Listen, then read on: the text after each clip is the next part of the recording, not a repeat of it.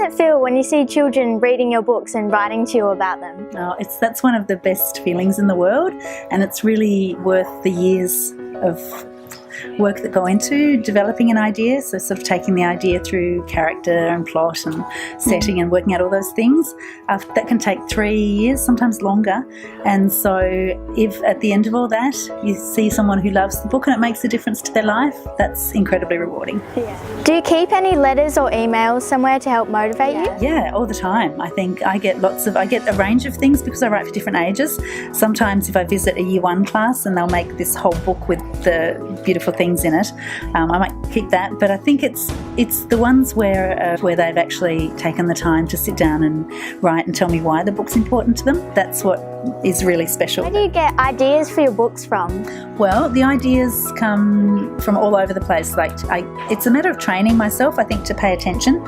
So I could maybe overhear something here today that I think, well, that could make an interesting story, and then it's all about shaping it. So I write it down on a little scrap of paper, and quite often a lot of my books I can go back to that little scrap of paper where the idea first started, and then I'll develop it more, and usually the first part is always handwritten, and then I take it to a computer and then I'll write it. But yeah, that ideas can be sparked by all sorts of things. Like Lighthouse Girl was sparked by an article about the convoy leaving Albany. Nana's Button Tin was sparked by a memory of playing with my grandma's button tin.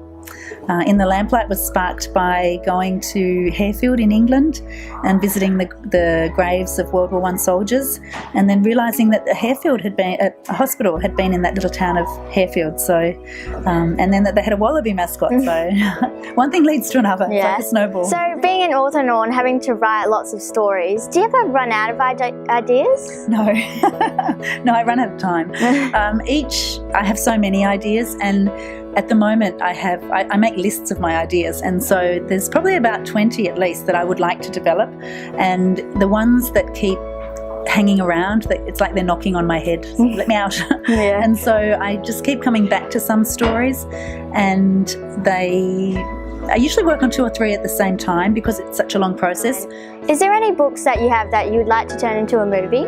Well, I actually have movie contracts for 2, which is great, but quite often what happens, you might sign an option contract, so people give you a small amount of money to keep the rights to a book, and they might have them for 6 or 7 years and look at writing it. It doesn't mean it will become a film.